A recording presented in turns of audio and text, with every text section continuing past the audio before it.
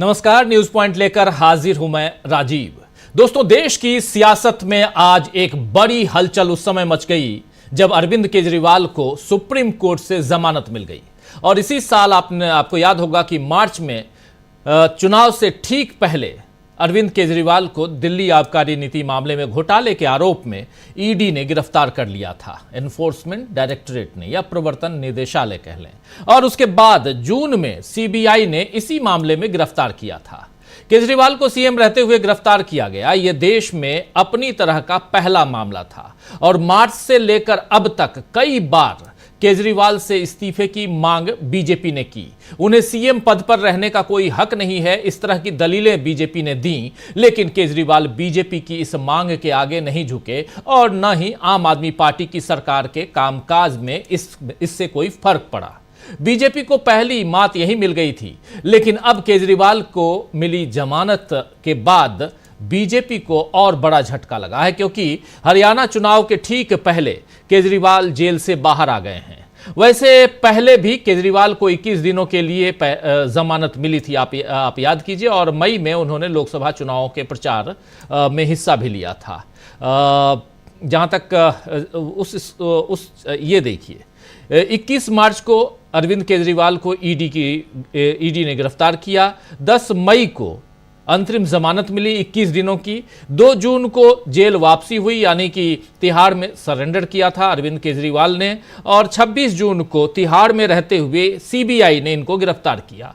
और उसके बाद 12 जुलाई को ईडी मामले में जमानत मिल गई और 13 सितंबर यानी आज सीबीआई के मामले में जमानत मिल गई है अरविंद केजरीवाल को। और ये जमानत इस बार लेकिन जमानत देते हुए, केजरीवाल को जमानत देते हुए सुप्रीम कोर्ट की बेंच ने, 2 जजों की बेंच है सुप्रीम कोर्ट की, जस्टिस सूर्यकांत और जस्टिस उज्जवल भुइयां, इन दोनों जजों की बेंच ने संवैधानिक संस्थाओं के रवैये पर जो सवाल उठाए हैं उनमें बीजेपी के लिए अपना बचाव करना मुश्किल हो गया है। जस्टिस सूर्यकांत और जस्टिस उज्जवल भुइयां की पीठ ने केजरीवाल को 10 लाख के बॉन्ड पर जमानत दी, लेकिन इस दौरान दिल्ली के सीएम को सीबीआई द्वारा गिरफ्तार करने के समय और तरीके पर सवाल उठाए हैं। सीबीआई द्वारा जांच में असहयोग किए जाने का आरोप लगाने पर पीठ ने कहा है, यानी ये बेंच ने कहा है कि असहयोग का मतलब आत्मदोषारोपण नहीं हो सकता और इसीलिए इस आधार पर सीबीआई द्वारा केजरीवाल की गिरफ्तारी अस्वीकार्य थी। ये कहना है ये दोनों जजों की पीठ का कि असहयोग का मतलब आत्मदोषारोपण नहीं हो सकता और इसीलिए इस आधार पर सीबीआई द्वारा केजरीवाल की गिरफ्तारी अस्वीकार्य थी, सही नहीं थी। जस्टिस भुइयां, इसी बेंच के जो एक जस्टिस हैं उज्जवल भुइयां, उन्होंने कहा है कि जमानत एक नियम है और जेल एक अपवाद है। सभी अदालतों को यह सुनिश्चित करना चाहिए कि अभियोजन और मुकदमे की प्रक्रिया अपने आप में सजा का रूप न बन जाए। यह कहना है जस्टिस भुइयां का। जस्टिस भुइयां यही नहीं रुके, जस्टिस भुइयां ने साफ साफ कहा कि सीबीआई को यह तय करना चाहिए कि उसे पिंजरे में बंद तोता होने की धारणा से बाहर निकलना होगा, इसे ऊपर होना चाहिए। दिल्ली के मुख्यमंत्री के गोलमोल जवाबों का हवाला देते हुए सीबीआई गिरफ्तारी को उचित नहीं ठहरा सकती और हिरासत में रखना जारी नहीं रख सकती। यह साफ साफ यहां पर सुप्रीम कोर्ट ने और जस्टिस उज्जवल भुइयां ने कहा है। सर्वोच्च अदालत की यह टिप्पणी संवैधानिक संस्थाओं के लिए एक बड़ी नसीहत है और साथ ही बीजेपी के लिए झटका भी है, क्योंकि मोदी सरकार पर शुरुआत से आरोप लगते रहे हैं कि राजनीतिक बदले के लिए संवैधानिक संस्थाओं और जांच एजेंसियों का दुरुपयोग वो करती है और आज कोर्ट की टिप्पणी से इस आरोप पर एक तरह से मुहर भी लग गई है। आम आदमी पार्टी अदालत के इस बयान को अब अपने प्रचार के लिए इस्तेमाल कर रही है और वहीं कांग्रेस, शिवसेना, झारखंड मुक्ति मोर्चा जैसे कई और दलों के आरोपों को भी अब बल मिल गया है या बल मिल रहा है कि बीजेपी शासन में उनके नेताओं पर कार्रवाई सिर्फ इसलिए हुई क्योंकि उन्होंने बीजेपी के दबाव के आगे झुकना नामंजूर कर दिया। और ये एक अपने आप में बड़ी बात हो सकती है, क्योंकि जो झुका नहीं उसे गिरफ्तार कर लिया गया। आपने देखा था झारखंड मुक्ति मोर्चा के नेता और झारखंड के मुख्यमंत्री हेमंत सोरेन को, उनको इस्तीफा देना पड़ा और वो 5 महीने तक जेल में रहे, लेकिन जब उन्हें जमानत मिली तो उन्होंने जमानत पर झारखंड हाई कोर्ट ने, रांची हाई कोर्ट ने क्या कुछ कहा था, उसने साफ साफ कहा था कि इनके ऊपर जो केस दर्ज किया गया वो केस वास्तविक रूप से एग्जिस्ट ही नहीं करता इनके ऊपर। ये सबसे बड़ी बात थी। तो उधर हालांकि उसके बाद झारखंड में क्या कुछ हुआ, कैसे वहां पर हेमंत सोरेन फिर से काबिज हुए मुख्यमंत्री पद पर, ये सारी चीजें आप लोगों ने देखी।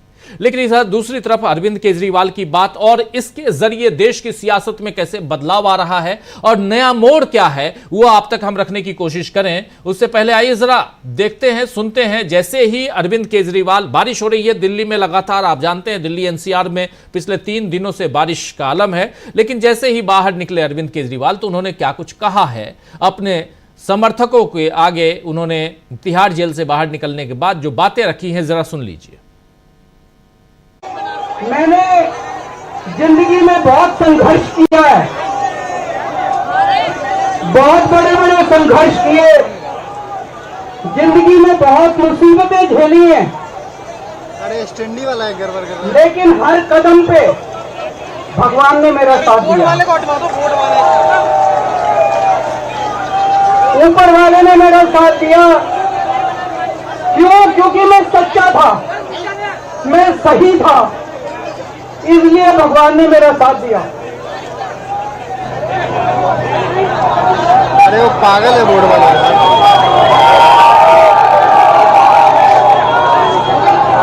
इन लोगों ने मुझे जेल में डाल दिया। अरे यार वो बोर्ड वाला, इन लोगों को लगा कि केजरीवाल को जेल में डाल देंगे तो केजरीवाल के हौसले टूट जाएंगे। आज मैं आपको कहना चाहता हूं, मैं जेल से बाहर आया हूं, मेरे हौसले 100 गुना ज्यादा बढ़ गए हैं।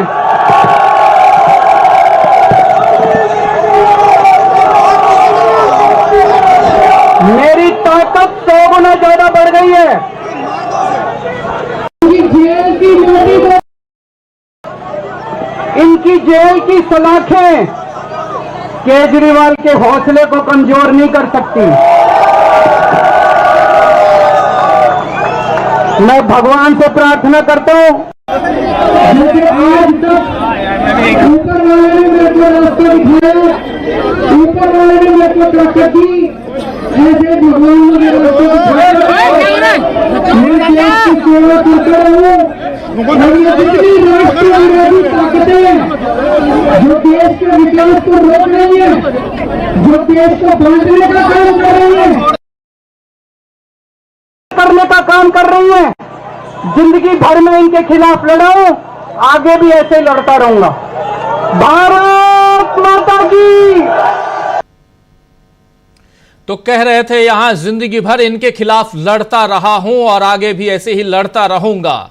मैंने जिंदगी में काफी संघर्ष किए हैं और आगे भी करता रहूंगा। ये अरविंद केजरीवाल सीधी चुनौती दे रहे हैं। जेल की सलाखों से बाहर निकलते ही अरविंद केजरीवाल ने चुनौती पेश करना शुरू कर दिया। अरविंद केजरीवाल का मामला है दोस्तों, या ये मामला देश के उन तमाम विपक्षी दलों के नेताओं का है जिन्हें समय समय पर जेल भेजा जाता रहा, या ईडी, सीबीआई जैसी जांच एजेंसियों के सामने आप जानते हैं झुकने के लिए मजबूर करती रही सरकार जो सत्ता पक्ष में है। और पिछले 10 साल में जो कुछ हुआ है उसकी परिणति आप लोगों ने देखी है। तो ये सब कुछ आखिर क्यों है? क्या अरविंद केजरीवाल के बाहर निकलने के बाद, यानी उनको जमानत मिलने के बाद देश में बदलने वाली है सियासत? एक बड़ा सवाल है। और क्या पलट जाएगा चुनावी खेल? क्या इंडिया गठबंधन से फिर मात खाएगी बीजेपी?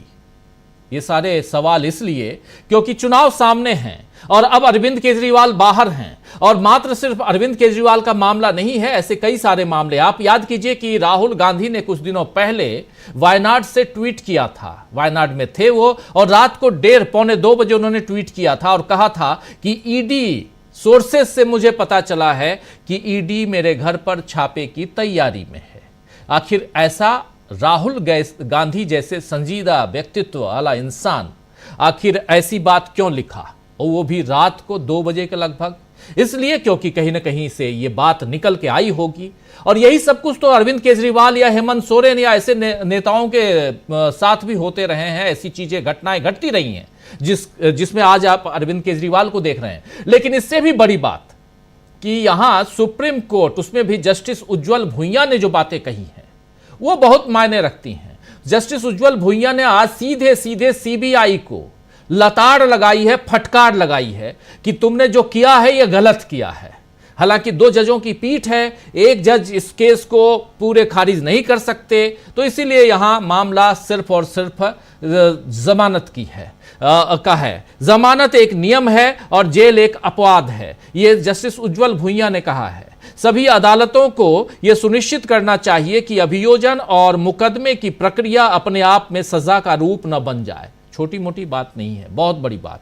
लेकिन चलिए, इन सब से इतर देश की सियासत में इसका क्या असर पड़ने जा रहा है, उस पर चर्चा करते हैं। चलिए, हमारे साथ कुछ वरिष्ठ साथी जुड़े हुए हैं, उनसे पहले आपका परिचय करवाता हूं और आगे बढ़ते हैं। सियासत में बदलाव धीरे धीरे आप देखेंगे, धीरे नहीं बहुत तेजी से बदलाव देखेंगे आप। लेकिन नया मोड़ क्या है, चलिए समझते हैं। हमारे तमाम साथियों को आप स्क्रीन पर ले आइए। देखिए, हमारे साथ इस वक्त 5 वरिष्ठ साथी जुड़े हुए हैं। सुनील शुक्ला जी हैं, डॉक्टर दीपक पाचपोर जी हैं, शकील अख्तर जी हैं, अनिल सिन्हा जी हैं और अमलेंदु उपाध्याय जी हैं। आप पांचों का स्वागत है और स्वागत इस्तकबाल आप तमाम दोस्त साथी शुभचिंतक आप सबका जो अब तक जुड़ चुके हैं, जो जुड़ने वाले हैं इस कार्यक्रम में। शकील अख्तर जी, पहले आपके पास ही आना चाहता हूं। शकील जी, दिल्ली बारिश भी हो रही है लगातार, लेकिन बारिश के बीच जो सियासी गर्मी है, सियासी तापमान कितना बढ़ा हुआ दिखाई दे रहा है। अरविंद केजरीवाल का बाहर आना, इसके क्या मायने हैं, और सुप्रीम कोर्ट की जो टिप्पणी है उसके क्या मायने हैं, और उसका कोई असर क्या सत्ता पक्ष पर पड़ता हुआ या सत्ता पक्ष के समर्थकों पर पड़ता हुआ दिखाई देता है? जी, बहुत बड़ी बात है ये सीधे सीधे मोदी सरकार पर चोट है। देखिए, 3 आप पार्टी के नेताओं को, मंत्रियों को इन्होंने गिरफ्तार किया था और तीनों के तीनों बेल पे बाहर आ गए। मुख्यमंत्री अरविंद केजरीवाल, उप मुख्यमंत्री मनीष सिसोदिया और जो राज्यसभा के सांसद है संजय सिंह। इसका मतलब क्या हुआ? इसका मतलब वही हुआ जो अदालत बार बार कह रही है, सुप्रीम कोर्ट बार बार कह रहा है कि आपने इन लोगों को गलत प्रक्रिया में गलत तरीके से गिरफ्तार किया। जो अभी आपने पढ़ के सुनाया, बहुत ही महत्वपूर्ण बात है कि अभियोजन, मुकदमा चलाना अपने आप में सजा नहीं बनना चाहिए। आप सजा होने से पहले मुकदमे के प्रोसेस के दौरान उसको इतना लंबा खींच के, जमानत देने से मना करके, जमानत देने का विरोध करके आप उसको सजा ही के रूप में परिवर्तित कर रहे हैं। ये बहुत बड़ी बात है केंद्र सरकार पे, मोदी सरकार पे। और देखिए, जितने भी केस ईडी ने किए हैं, सीबीआई ने किए हैं पिछले 10 साल में, उनमें से किसी में भी कोई सजा नहीं हुई, कोई कन्विक्शन नहीं हुआ। ये अपने आप में इतनी बड़ी बात है और ये अपने आप में एक रिकॉर्ड है कि जितने 70 साल में नहीं हुए 10 साल में हो गए। चाहे जिसको ईडी पकड़े गिरफ्तार कर लेती है और इस कानून का फायदा उठाती है कि उन्हें बेल न मिल पाए। लेकिन अब सुप्रीम कोर्ट अभी मनीष सिसोदिया के मामले में भी उसने कहा और केजरीवाल के मामले में भी कहा कि नहीं, आप जेल में रखने को अपवाद स्वरूप ही ले सकते हैं, इसको नियम नहीं बना सकते। नियम तो यही है, कोई भी हो उसको बेल का फायदा मिलना चाहिए, बेल के नियम का फायदा मिलना चाहिए, और यही हुआ। अब हम जरा बात करेंगे इसके जो राजनीतिक असर है, जो सबसे ज्यादा इंपॉर्टेंट है वो। देखिए, चुनाव के ठीक पहले अरविंद केजरीवाल बाहर आए हैं जी। दोनों तरह की बातें हो रही हैं। एक पक्ष है वो ये कह रहा है कि अरविंद केजरीवाल वापस आते ही हरियाणा में चुनाव प्रचार में लगेंगे और इससे कांग्रेस को नुकसान होगा। दूसरा पक्ष ये कह रहा है कि कांग्रेस वहां बहुत मजबूत है, इसलिए कांग्रेस के नुकसान का वहां सवाल ही पैदा नहीं होता है। और इसके साथ वो ये भी कहता है कि अगर अरविंद केजरीवाल इस बात को समझ रहे हैं, जैसा कि वो बोल रहे हैं कि मैं बीजेपी के खिलाफ लगातार संघर्ष करता रहूंगा, और आज उन्होंने एक और नई बात कही है, खास बात, बीजेपी और मोदी सरकार को देश को बांटने वाला उन्होंने कहा है कि देश को ये बांटने वाली ताकतें हैं, इनके खिलाफ मैं हमेशा लड़ता रहूंगा। तो अगर केजरीवाल का ये इरादा है और केजरीवाल वास्तव में लड़ाई लड़ना चाहते हैं, जिसकी वजह से उनको इस तरह से परेशान किया गया, जेल में रखा गया, उनकी पार्टी को तोड़ने की कोशिश की गई, तो उन्हें जो है अभी भी इस वक्त है 16 तारीख तक हरियाणा में नाम वापसी की तारीख है, उन्हें अभी भी कांग्रेस के पास जाके राहुल गांधी से जाके मिले, छूट के आए हैं, खड़गे जी से जाके मिले और समझौता कर लेना चाहिए। जी। देखिए, हरियाणा में समझौते का ऑफर खुद राहुल गांधी ने दिया था। और क्यों दिया था राहुल गांधी ने? वहां तो कांग्रेस जीत रही है, सब कह रहे हैं, सारे सर्वेक्षण कह रहे हैं, खुद बीजेपी अपने आप को डिफेंसिव रोल में ले आई है, उसके लोग लगातार जाके कांग्रेस में मिल रहे हैं। आज उनके पिछड़ा आयोग के जो अध्यक्ष थे वो जाके कांग्रेस में शामिल हो गए।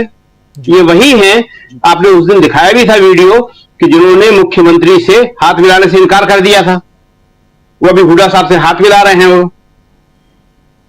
तो वहां पे बीजेपी की हालत खराब है। तो ये अरविंद केजरीवाल को समझना चाहिए कि 4 या 5 जो भी सीटें हैं उन पे समझौता करके तो बाकी अपने उम्मीदवार वापस ले ले। कांग्रेस के लिए भी बहुत परेशानी की बात होगी, इस स्टेज में समझौता करना बहुत मुश्किल होगा कि उसे भी अपने 4 या 5 लोगों को वापस लेना पड़ेगा। लेकिन हमें लगता है कि राहुल गांधी आज इतने ताकतवर हैं, और राहुल गांधी जो मैसेज दे रहे हैं पूरे देश में कि हम चाहे कितनी अच्छी पोजीशन में कहीं पे भी हों, हम इंडिया गठबंधन को साथ लेकर चलेंगे। इसीलिए आपने देखा होगा कि एक सीट उन्होंने सीपीआईएम के लिए छोड़ दी, जी। सीपीआईएम को दे दी उन्होंने एक सीट वहां पे। इसी तरह राहुल गांधी चाह रहे थे कि जो भी हो, वो खुद नहीं कर रहे थे, उनके जो आदमी अपना काम कर रहे हैं हरियाणा में, जिस तरह भी हो एक आम आदमी पार्टी समझौता हो जाए ताकि एक मैसेज जाए। और ये मैसेज की बात है खाली, इस बात को बहुत अच्छी तरह आम आदमी पार्टी को भी समझना चाहिए कि वहां पे इससे कांग्रेस के जो चांसेस हैं उस पर कोई फर्क पड़ने वाला नहीं है।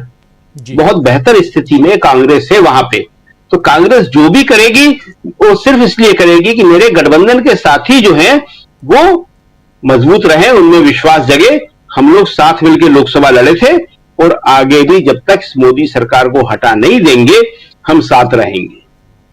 जी, बहुत। तो ये जो है ये हाँ जी, ये एक बहुत महत्वपूर्ण बात है, और यही राहुल गांधी की कोशिश है, यही कांग्रेस की कोशिश है।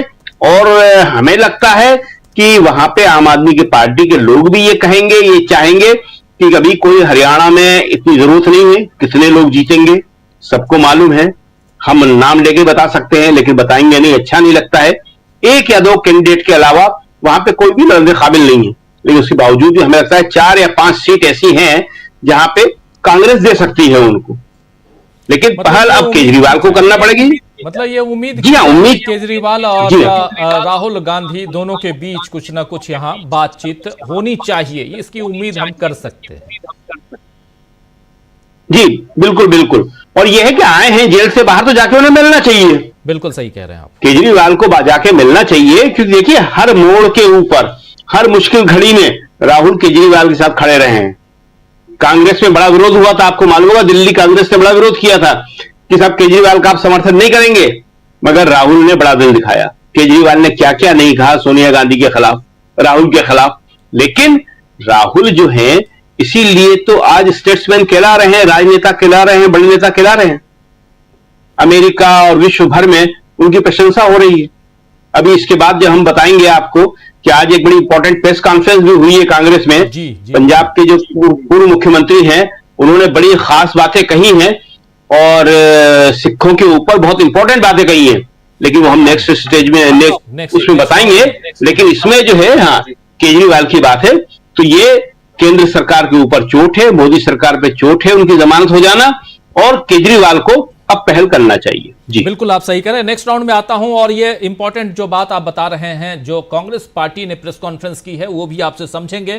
कांग्रेस पार्टी को कवर कर रहे हैं लगातार पिछले 30-35 सालों से, और शकील जी आपसे बेहतर और कौन बता सकता है कि क्या कुछ चल रहा है। लेकिन दूसरी तरफ सियासी हलचल तेज है, सियासत में, देश की सियासत में नया मोड़, क्या नया मोड़ है उसको समझने की कोशिश करते हैं। अरविंद केजरीवाल की जमानत और इसके बाद आगे की राजनीति, जरा सुनील शुक्ला जी आपके जरिए भी समझना चाहता हूं। सुनील जी, कैसे देखा जाए अरविंद केजरीवाल की जमानत, उसके बाद उनकी जमानत देते समय 2 जजों की पीठ जो है उसमें से एक जज सीधे सीधे जो बातें रख रहे हैं, सीबीआई को जो नसीहत दे रहे हैं उस पे, और दूसरी सबसे बड़ी बात कि यहां से देश की सियासत किस दिशा में। धन्यवाद राजेश जी। अरविंद केजरीवाल को जमानत देने और उनकी जमानत के आदेश पर जस्टिस भुइया का जो की टिप्पणी है, उस टिप्पणी से कम भारतीय जनता पार्टी के द्वारा भ्रष्टाचार के खिलाफ चलाए जा रहे अभियान की हवा निकल जाती है। यह बात पूरी तरह से खारिज हो जाती है कि भारतीय जनता पार्टी भ्रष्टाचार के खिलाफ कोई लड़ाई लड़ रही है और भ्रष्टाचार के आरोप में विपक्ष के नेताओं को जेल भेज रही है। सर्वोच्च न्यायालय ने जो टिप्पणी की है उससे बात साफ साफ सामने आती है। तो यह जो माहौल बनाने का प्रयास किया जा रहा था भारतीय जनता पार्टी के द्वारा कि विपक्ष के नेताओं की जो गिरफ्तारी है वह भ्रष्टाचार में उनकी संलिप्तता के कारण है, यह जो नैरेटिव है वह बहुत कमजोर हो जाता है। इस कथित शराब घोटाले को लेकर के जिन प्रमुख 3 नेताओं की गिरफ्तारी की गई थी वो तीनों के तीनों अब जेल के बाहर हैं और तीनों को जमानत देते हुए सर्वोच्च न्यायालय ने इस तरह की टिप्पणियां की। सर्वोच्च न्यायालय ने अरविंद केजरीवाल के मामले में भी कहा कि सीबीआई के द्वारा गिरफ्तारी जानबूझकर की गई जिससे वो जेल से बाहर ना आने पावे, क्योंकि उनको ईडी के मामले में जमानत मिल गई थी। भारतीय जनता पार्टी के ऊपर जो उत्पीड़न की कार्रवाई करने का आरोप लग रहा था या विपक्ष के नेताओं के खिलाफ बदले की कार्रवाई के आरोप लग रहे थे, उनको परेशान करने का जो आरोप लग रहे थे वह आरोप काफी गंभीर होते चले जा रहे हैं। सर्वोच्च न्यायालय के इन आदेशों से यह स्थिति और ज्यादा गंभीर बन गई है। अब रही बात कि अरविंद केजरीवाल के रिहाई से हरियाणा के चुनाव पे क्या असर पड़ेगा। इसमें कोई दो राय नहीं है कि चुनाव दो ध्रुवी है, बीजेपी के पक्ष में है और बीजेपी के खिलाफ है। वो लोग जो बीजेपी के खिलाफ हैं वो उन ताकतों के साथ हैं, उस गठबंधन के साथ हैं, उस राजनीतिक दल के साथ हैं जो भारतीय जनता पार्टी से लड़ रही है। किसी तीसरे दल के लिए, किसी तीसरे मोर्चे के लिए उसमें कोई गुंजाइश दिखती नहीं है। लेकिन ये जरूर है कि जो पहल, जिन कारणों से राहुल गांधी ने गठबंधन की पहल की, हरियाणा कांग्रेस के विरोध के बावजूद, वह स्थितियां हैं। वो स्थितियां इसलिए है कि इस चुनाव में एक एक वोट की चिंता होनी चाहिए, एक एक सीट की चिंता होनी चाहिए। यह चुनाव कोई एक तरफा चुनाव नहीं है, यह मुगालता किसी को नहीं होना चाहिए। अगर अरविंद केजरीवाल हरियाणा में सभी 90 सीटों पर अपने उम्मीदवार उतार रहे हैं तो वह वही भूमिका अदा करते नजर आएंगे जो मध्य प्रदेश के चुनाव में समाजवादी पार्टी ने किया था। अगर अरविंद केजरीवाल साहब का इतनी राजनीतिक ताकत है कि वह अपने बलबूते 90 सीटों पर चुनाव लड़ सके तो इसकी वह राजनीतिक स्थिति साफ हो जानी चाहिए थी जी। 2014 के विधानसभा और लोकसभा दोनों चुनाव में आम आदमी पार्टी को मिला हुआ मत प्रतिशत, 2019 के लोकसभा और विधानसभा चुनाव में दोनों में आम आदमी पार्टी को मिला हुआ मत प्रतिशत, और इस साल के लोकसभा के चुनाव में भी आम आदमी पार्टी को जो मत मिले हैं, ये सब इस बात का संकेत देते हैं कि आम आदमी पार्टी के पास इस समय कोई राजनीतिक ताकत हरियाणा में नहीं है। यह सही है कि किसी भी राजनीतिक दल को अपनी राजनीतिक ताकत बढ़ाने के लिए किसी भी राज्य में चुनाव लड़ने का अधिकार है, लेकिन सवाल यह है कि आज जिस दौर से देश की राजनीति गुजर रही है और भारतीय जनता पार्टी के खिलाफ ये सभी राजनीतिक दल जिस तरह की बात कर रहे हैं, उसमें मौका क्या है? आप मिलजुल करके भारतीय जनता पार्टी से लड़ेंगे या अपनी अपनी लड़ाई अकेले अपने दम पर लड़ेंगे? अगर आप ये बात कहते हैं कि इस देश में लोकतंत्र खतरे में है, संविधान खतरे में है, देश में सांप्रदायिक सौहार्द खतरे में है, आरक्षण खतरे में है, गरीब और वंचित लोगों की आवाज नहीं सुनी जा रही है, सांप्रदायिक ध्रुवीकरण किया जा रहा है, अगर आपके आरोप हैं तो क्या आपको कोई भी इन चुनाव का उपयोग अपनी राजनीतिक ताकत बढ़ाने या शक्ति प्रदर्शन करने के लिए करना चाहिए, या मिलजुल करके ऐसी ताकतों को हराने की कोशिश करनी चाहिए जिन ताकतों के कारण यह तमाम संदर्भ खड़े हो रहे हैं? यह तो अरविंद केजरीवाल को सोचना पड़ेगा।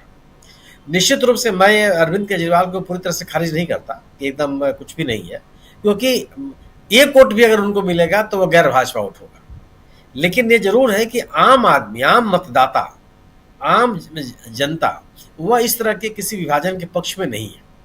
यह बात अरविंद केजरीवाल साहब को भी समझना चाहिए और अन्य दलों को भी समझना चाहिए जो इंडिया दल समूह के साथ है।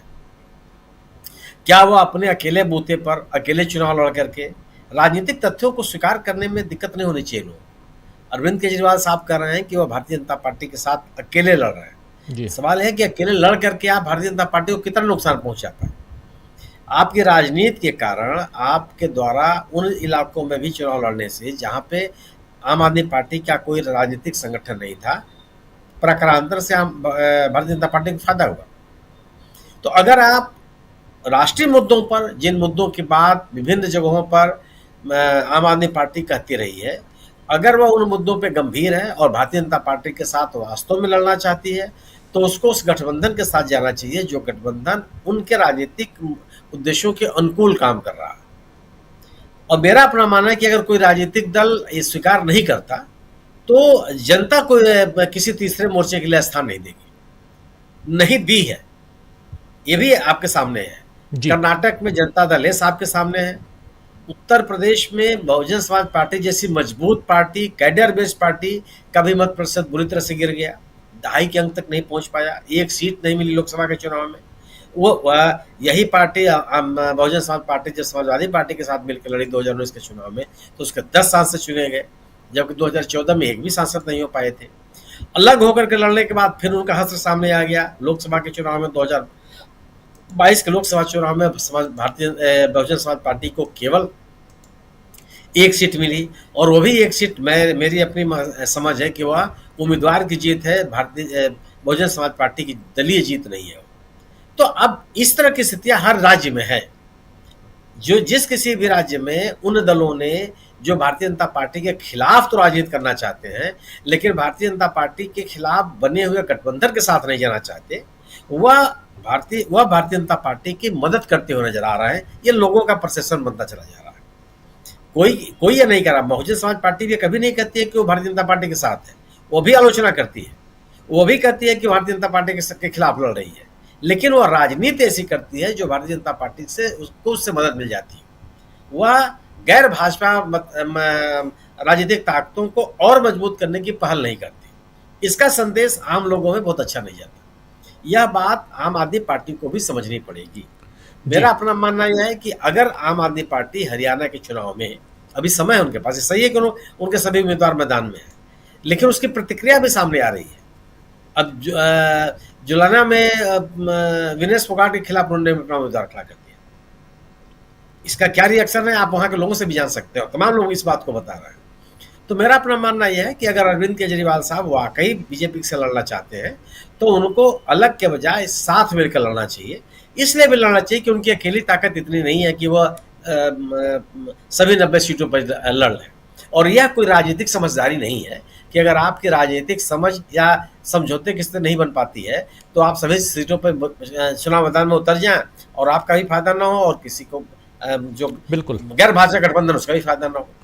तो इस जमानत से दो चीजें हुई हैं कि भारतीय जनता पार्टी का भ्रष्टाचार को लेकर के बनाया जा रहा नैरेटिव वो कमजोर हुआ, और यह बात स्थापित हुई कि भारतीय जनता पार्टी विपक्षियों से असहमति रखने वाले लोगों के साथ राजनीतिक स्तर पर मुकाबला नहीं करने के कारण यह केंद्रीय एजेंसियों का दुरुपयोग कर रही है। दूसरी बात यह होगी कि अगर अरविंद केजरीवाल साहब हरियाणा के चुनाव में मिलकर के चुनाव लड़ते हैं इंडिया दल समूह के साथ, तो मुझे लगता है कि इंडिया दल समूह की ताकत बहुत बढ़ेगी। जी इंडिया दल समूह यानी इंडिया गठबंधन की ताकत क्या अरविंद केजरीवाल के जेल से बाहर आने के बाद बढ़ गई है या बढ़ने वाली है? अरविंद केजरीवाल ने जो बातें कही हैं जेल से छूटते ही वहां अपने कार्यकर्ताओं को, समर्थकों को संबोधित करते हुए, वो बात भी बहुत महत्वपूर्ण है जिसमें वो साफ साफ कह रहे हैं कि मैंने बहुत कष्ट झेले हैं। जरा एक बार फिर से अरविंद केजरीवाल जब जेल से बाहर निकले तो उन्होंने क्या कुछ कहा है उसको सुन लेते हैं, और फिर डॉक्टर दीपक पाचपोर जी के पास आते हैं क्या और समझेंगे कि देश की सियासत में अब क्या कुछ होने जा रहा है, क्या है नया मोड़, इसको समझेंगे, और कैसे यहां बैकफुट पर बीजेपी है। नरेंद्र मोदी को क्या बहुत बड़ा झटका है आज सुप्रीम कोर्ट की तरफ से, और इस जमानत के क्या मायने हैं। यह जमानत सिर्फ अरविंद केजरीवाल या आम आदमी पार्टी के मुखिया या दिल्ली के सीएम की जमानत नहीं, बल्कि इस जमानत को एक उस हिसाब से देखने की जरूरत है जहां कहीं ना कहीं सियासी तौर पर आप लोगों को परेशान करने के लिए जांच एजेंसियों का दुरुपयोग करते हैं, वहां एक बहुत बड़ा तमाचा है। इस हिसाब से क्या देखा जाए, इसको बहुत कुछ समझने की कोशिश करेंगे, लेकिन पहले सुनते हैं एक बार फिर से अरविंद केजरीवाल को। मैंने जिंदगी में बहुत संघर्ष किया है,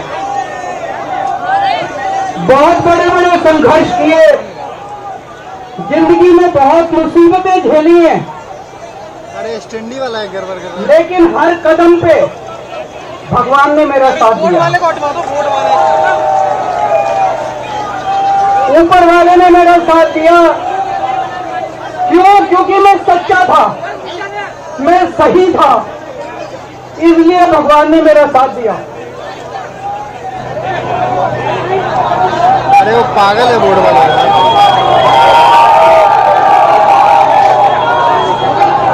इन लोगों ने मुझे जेल में डाल दिया।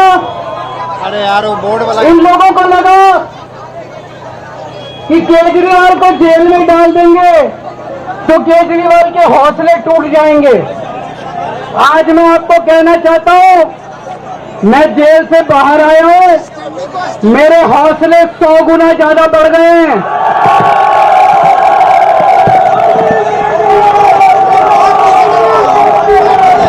मेरी ताकत 100 गुना ज्यादा बढ़ गई है।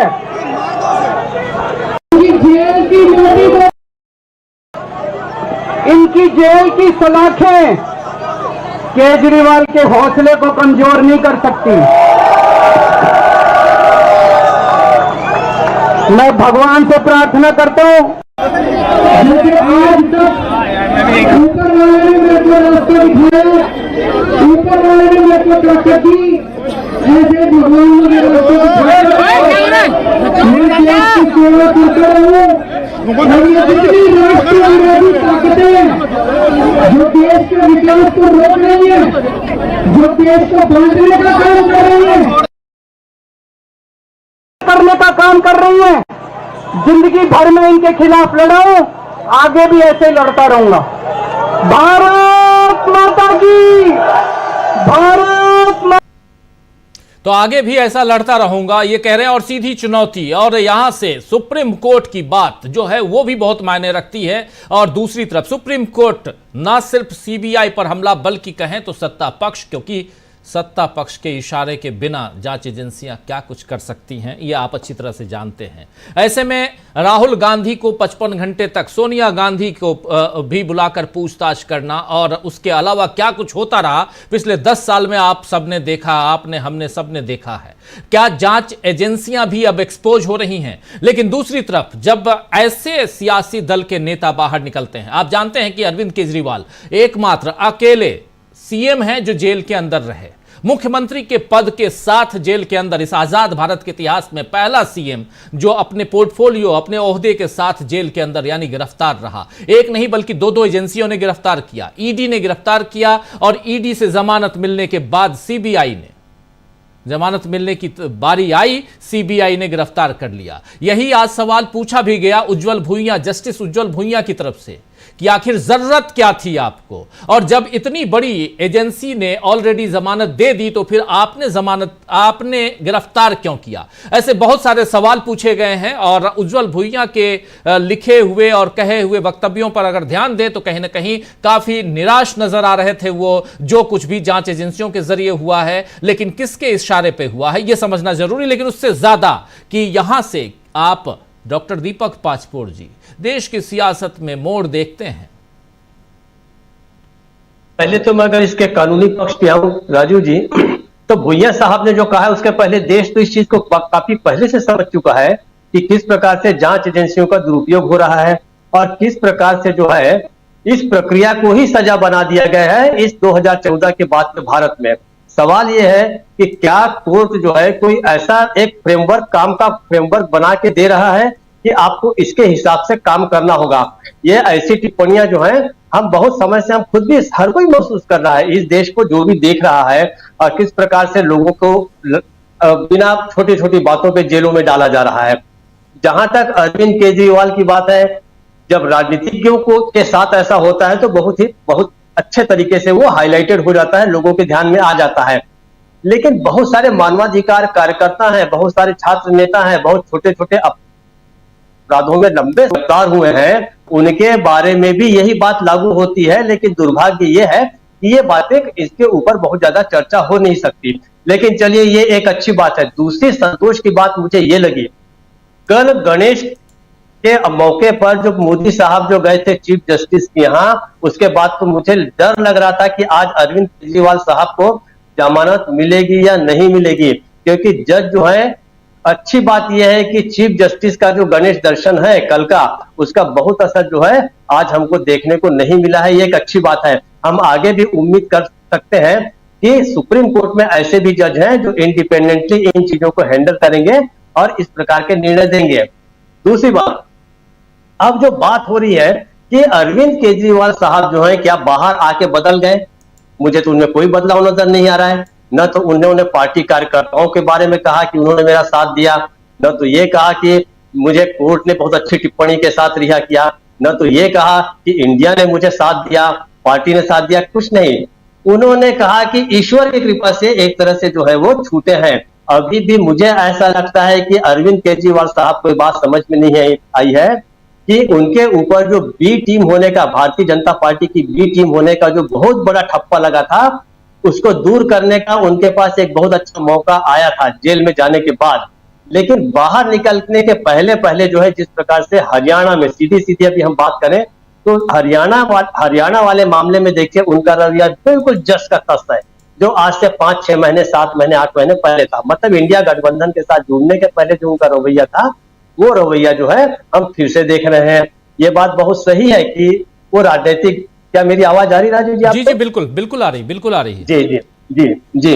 तो अभी ठीक है, उनका अपना फैसला हो सकता है कि कहां से चुनाव लड़े। हर राजनीतिक दल ये करता है, विस्तार करने के लिए अलग अलग राज्यों में चुनाव लड़ता है।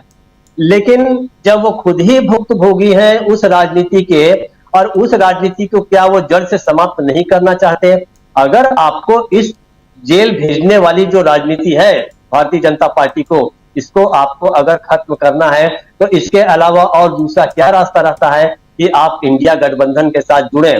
सही बात है कि हमारी एक लिमिटेशन है, हम इस वक्त न तो किसी को सलाह दे सकते हैं, लेकिन पूरे देश में उस लोग जो लोकतंत्र की लड़ाई लड़ रहे हैं, या जो लोग थोड़े बहुत समझते हैं कि किस प्रकार का देश होना चाहिए, सबके स्वतंत्रता होनी चाहिए, वो तो ये मान के चल रहा है कि अरविंद केजरीवाल को और आम आदमी पार्टी को हरियाणा में हाथ मिलाना चाहिए। लेकिन वापस उन्होंने इसके पहले ही वहां पे जिस प्रकार से खड़े कर दिए हैं, और विनेश फोगाट के बारे में वहां पर बात ये भी थी, आम आदमी पार्टी जो है उसने इस मामले को उठाया भी था, विनेश फोगाट के मामले में महिला पहलवानों के बारे में बात की थी। तो लेकिन जब वो महिला जो है चुनाव में लड़ रही है, मैं केवल एक ही सीट का जिक्र कर लेता हूं, बाकी 89 सीटों के बाद दूसरी तरफ है।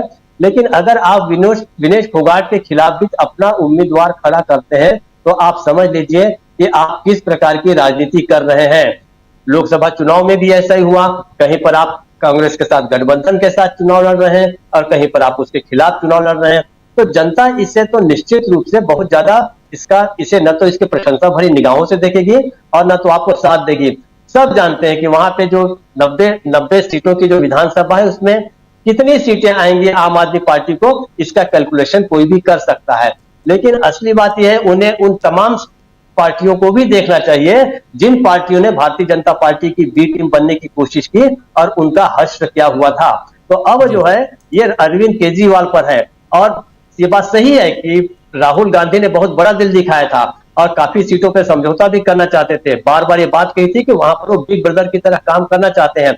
अब अरविंद केजरीवाल इसको अगर रिस्पॉन्ड नहीं कर रहे हैं तो उनका अपना नुकसान है वो होगा, लेकिन वो लॉन्ग टर्म जो फायदा होना था देश के लोकतंत्र का, उससे वो ख्याल में रखने की बजाय वो शॉर्ट टर्म गेन करना चाहते हैं। वो चाहते हैं कि तत्काल में हमें कुछ फायदा मिल जाए, हरियाणा में हमारी सरकार बन जाए वगैरह वगैरह। लेकिन अब देखिए कि अब क्या होता है, अगले 2-3 दिनों में कोर्स और डिसाइड होगा। ये बहुत अच्छी सलाह भी दी गई हमारे कुछ साथियों द्वारा कि उन्हें जाना चाहिए, कांग्रेस के लोगों से मिलना चाहिए, और अगर कुछ हो सकेगा तो ही इनके बाहर आने का फायदा मैं देखता हूं। मेरी बात थोड़ी सी निष्ठुर हो सकती है, लेकिन ये बात सही है कि उनके सामने एक अद्भुत मौका है कि अपने पुराने सारे के सारे कलंक पिछले 10 सालों के, कि बीजेपी के एक तरह से सपोर्ट करने का उन्होंने अप्रत्यक्ष रूप से काम किया है, वो कलंक धोने का फिर से एक मौका उन्हें राजनीति ने दे दिया है। और वो जाए, एक साथ चुनाव लड़े, और जो कुछ 2, 4, 5, 6, 10 सीटें अगर वो हासिल कर सकते तो बहुत अच्छी बात है। अकेले लड़ेंगे तो नुकसान कहीं ज्यादा होगा, ये बात तो बहुत स्पष्ट है। राजीव जी। जी जी बिल्कुल, अपने अपने विचार और विचारों को रखने का ये खुला मंच है, इसलिए रखा कीजिए, कोई दिक्कत नहीं है। हमारे साथ जुड़ गए हैं प्रशांत टंडन जी। प्रशांत जी, आपका स्वागत है। सीधा अनिल सिन्हा जी आपके पास आना चाहता हूं। अनिल जी, आप कैसे देखते हैं अरविंद केजरीवाल का बाहर आना, भीतर रहना मायने नहीं, मायने ये है कि जो कुछ चल रहा था अभी तक, देखिए हेमंत सोरेन बाहर आ गए, अरविंद केजरीवाल बाहर आ गए, संजय सिंह बाहर आए, मनीष सिसोदिया बाहर आए, के कविता बाहर आई।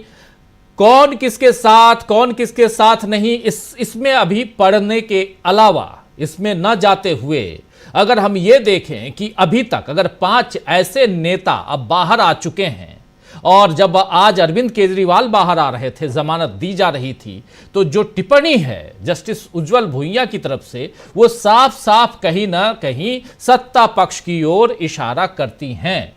और इसलिए भी यहां जानना जरूरी है, उस पर चर्चा जरूरी है कि अभी तक जो कुछ हो रहा था, क्या अब उस पर हम लगाम देखेंगे, लगते हुए देखेंगे।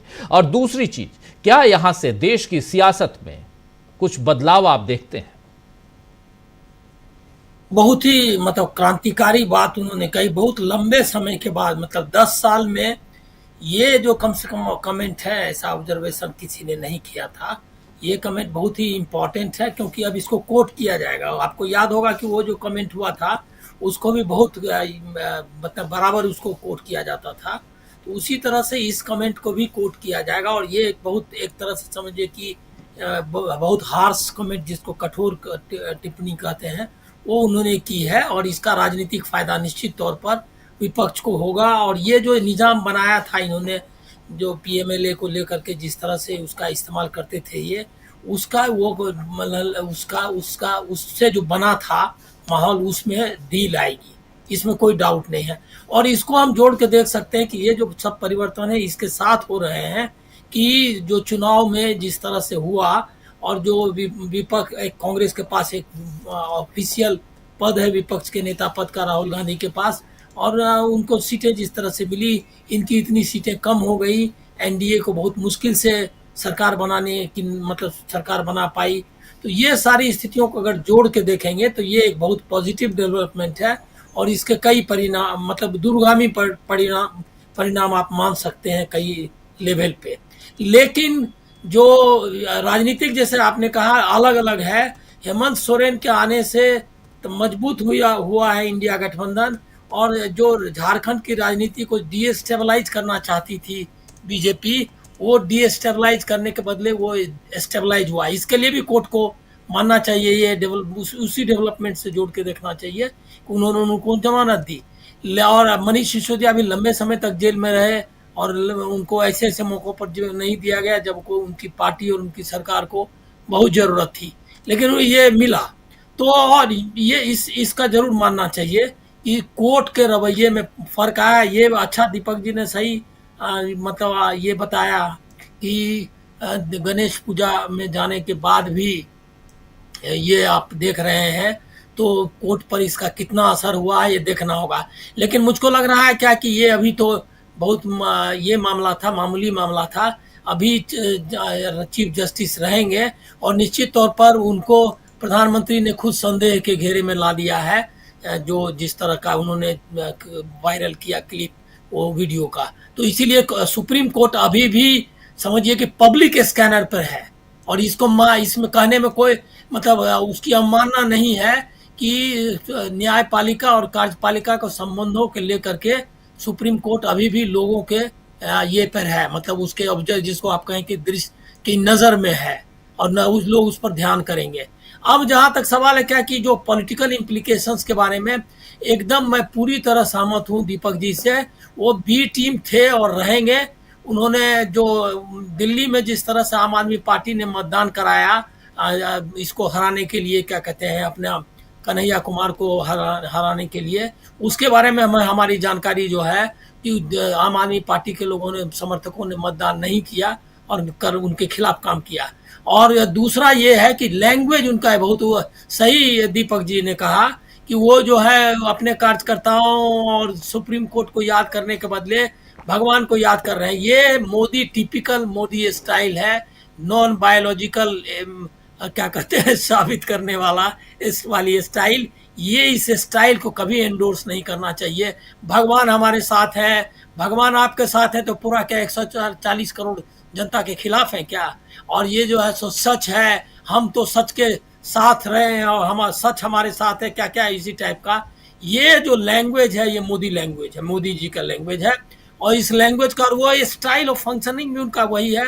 तो हम लोगों को ध्यान रखना चाहिए, दिल्ली के दंगे हो, सीए का मामला हो, चाहे सीए का आंदोलन हो, चाहे क्या कहते हैं ये मतलब उनको ये जो तबलीग का कुछ जिस तरह से उसने किया था, वो आरएसएस की बी टीम है और वही लैंग्वेज इस्तेमाल करते हैं। वो बी टीम है और रहेंगे। ये मैं बीच में भी मुझको दिक्कत होती थी, जो इंडिया गठबंधन में आ गए थे तो मैं इसके पक्ष में नहीं था, लेकिन राहुल गांधी ने दूरदृष्टि दिखाई। अभी भी मैं मानता हूं कि इंडिया गठबंधन की सेहत के लिए गठबंधन जरूरी है, लेकिन अरविंद केजरीवाल उसमें नहीं आए। अरविंद केजरीवाल हेमंत बिश्व शर्मा और अजीत पवार से थोड़ा पीछे हैं, लेकिन बहुत थोड़ा सा ही पीछे हैं कि सीधे सीधे एनडीए में नहीं गए हैं, लेकिन बहुत ज़्यादा पीछे नहीं है। उनकी मदद करते रहेंगे, इस बारे में मुझको कम से कम कोई किसी तरह का संदेह नहीं है। जी, अरविंद केजरीवाल या उनकी पार्टी अभी भी इंडिया गठबंधन में है, ये तो आप लोग जानते हैं। लेकिन अब आगे क्या कुछ होता है, और आज जब मनीष सिसोदिया से पूछा गया आगे की रणनीतियों पे, तो उन्होंने कहा कि बीजेपी को हराना हमारी पहली प्राथमिकता है। आगे देखते हैं। अरविंद केजरीवाल अब जेल के बाहर हैं और उन्होंने जो बातें अपनी कही हैं, उन बातों पर हम समीक्षा तो कर ही रहे हैं, लेकिन साथ साथ देश की सियासत में क्या यहां से एक नए मोड़ को हम देखते हैं। एक बार जल्दी से आना चाहता हूं अमलेंदु उपाध्याय जी। अमलेंदु जी, आवाज आ रही है मेरी? जी बिल्कुल आ रही है। मेरी आ रही है? कैसे देखते हैं? जी राजीव जी, देखिए यहाँ से निश्चित तौर पे देश की मोड़ देखने को मिलेगा और शंकाएं अपनी जगहों पे है, लेकिन फिलहाल जो एक बड़ा झटका लगा है भारतीय जनता पार्टी को, मुझे लगता है कि उन शंकाओं से ज्यादा वो महत्वपूर्ण है। क्योंकि सुप्रीम कोर्ट के आदेश के बाद अब ये एकदम स्पष्ट हो गया कि किस तरीके से चुनाव जीतने के लिए, लोकसभा का चुनाव जीतने के लिए भारतीय जनता पार्टी ने निचले स्तर पर जाकर के हथकंडे अपनाए थे। सुप्रीम कोर्ट की इतनी सख्त टिप्पणी की ये गिरफ्तारी इसलिए की गई क्योंकि ट्रायल कोर्ट से जमानत मिल चुकी थी अरविंद केजरीवाल को, तो उसको रोकने के लिए ये की गई ताकि उसको जमानत को निरर्थक बनाया जा सके। और ये कहना कि ये आपको जो तोता है उसके आप बाहर निकलना चाहिए और छवि से इससे बाहर निकलिए, क्योंकि छवि काफी ज्यादा महत्वपूर्ण है, छवि बहुत मायने रखती है। इतनी सख्त टिप्पणी राजीव जी मुझे लगता है कि पिछले दिनों सुप्रीम कोर्ट की तरफ से नहीं आई। जहां तक ये है कि दोनों जजों के बीच में जो मतभेद था राजीव जी, वो मतभेद जो था वो उसकी प्रक्रिया को लेकर के था कि एक एजेंसी की गिरफ्त में है तो दूसरी एजेंसी गिरफ्त कर सकती है, मतलब गिरफ्तार कर सकती है या नहीं कर सकती है। लेकिन अरविंद केजरीवाल को गिरफ्तार किया गया और गिरफ्तारी किया गया, इस पे दोनों की ये थी कि ये गलत है और ये अस्वीकार्य है।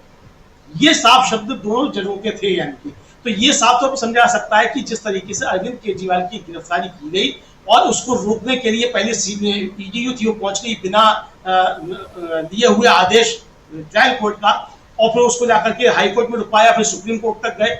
ये सारी चीजें जो थी राजीव जी, वो आज सुप्रीम कोर्ट के आदेश से बिल्कुल साफ हो गया कि विपक्ष जो लगातार आरोप लगा रहा था, विपक्ष के आरोप अपनी जगह कहीं ना कहीं बिल्कुल सही थे।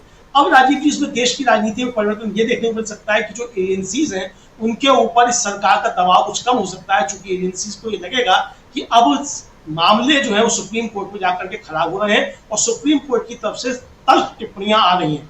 अगर ईडी के मामले में अरविंद केजरीवाल की गिरफ्तारी को अवैध ठहराया जा सकता है, सीबीआई की गिरफ्तारी के मामले में सुप्रीम कोर्ट इतनी सख्त टिप्पणी कर सकता है, तो आगे आने वाले समय में सुप्रीम कोर्ट इन एजेंसीज के अधिकारियों को दंडित भी कर सकता है कि आप गलत प्रक्रिया का पालन कर रहे हैं।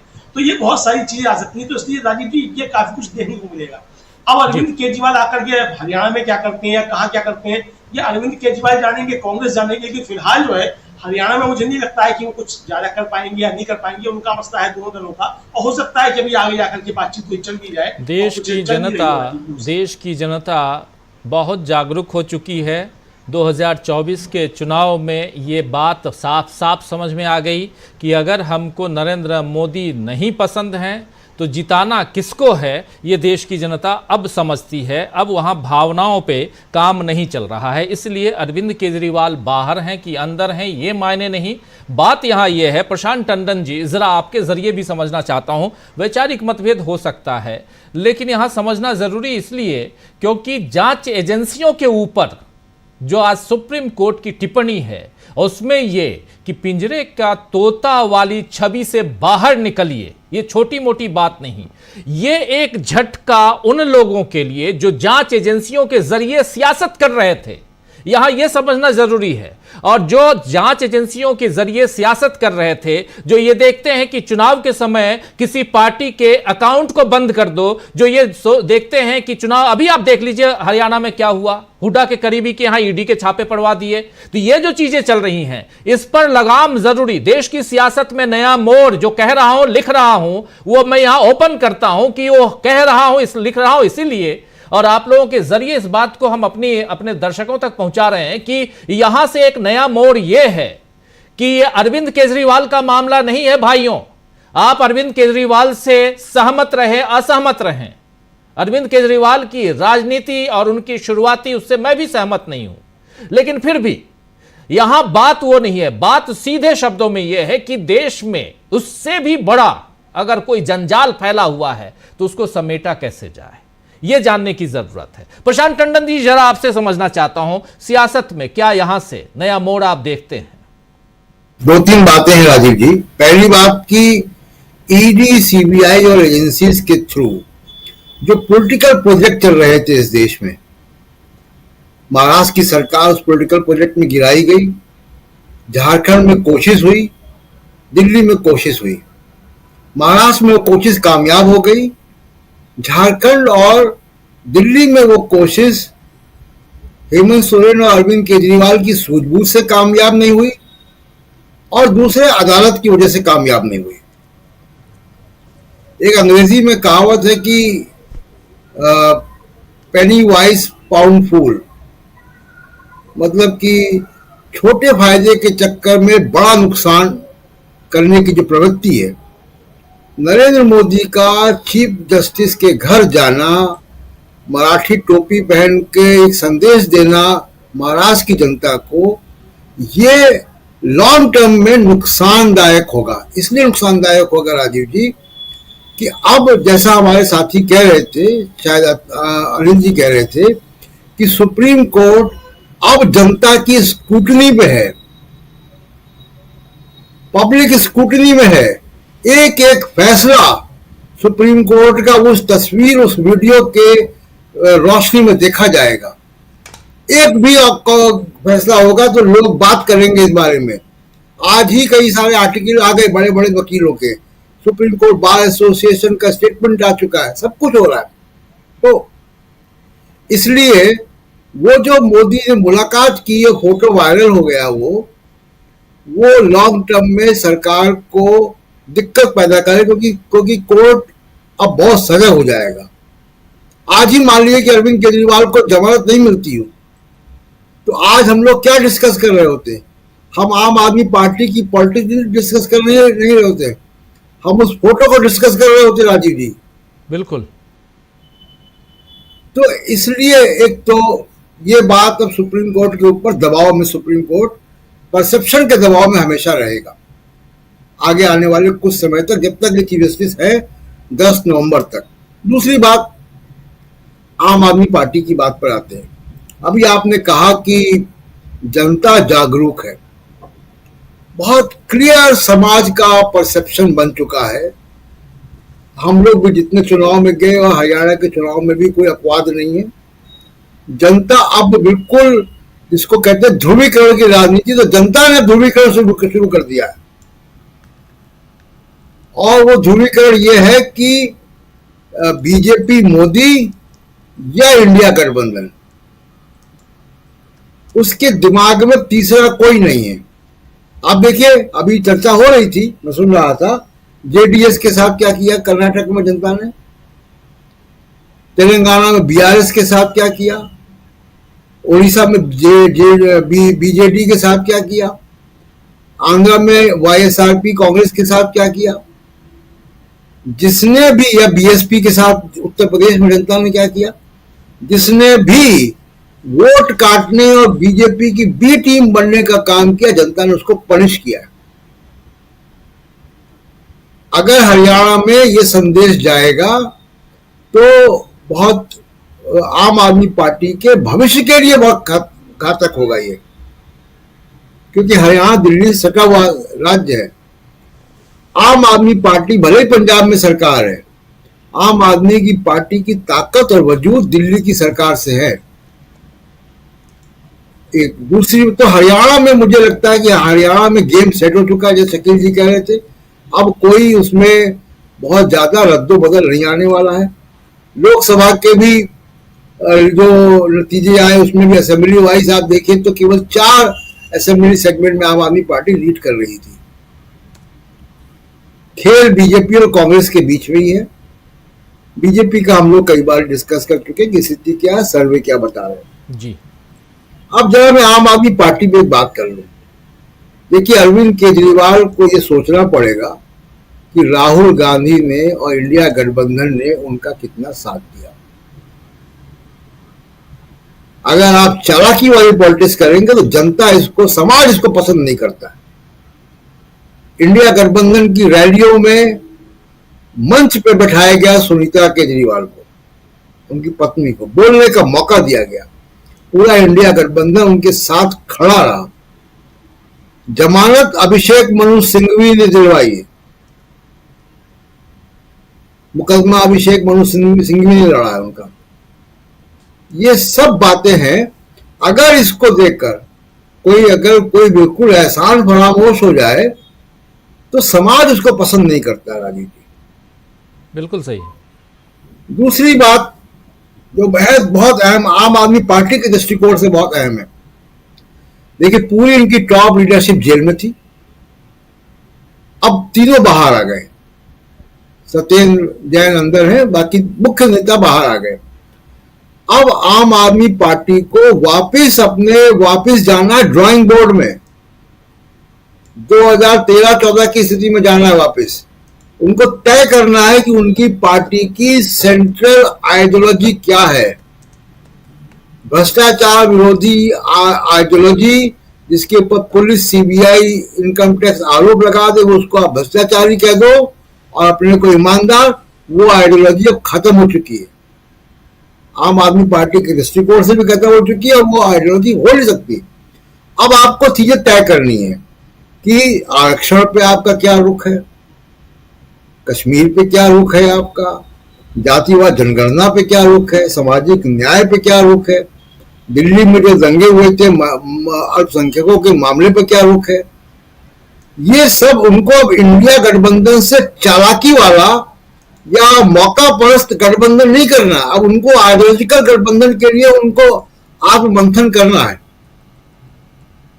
ये आत्ममंथन का मौका आम आदमी पार्टी के पास है। और एक आखिरी बात, राजीव जी, आम आदमी पार्टी के सामने अभी हरियाणा का चुनाव नहीं है, अगले 6 महीने में दिल्ली का चुनाव है।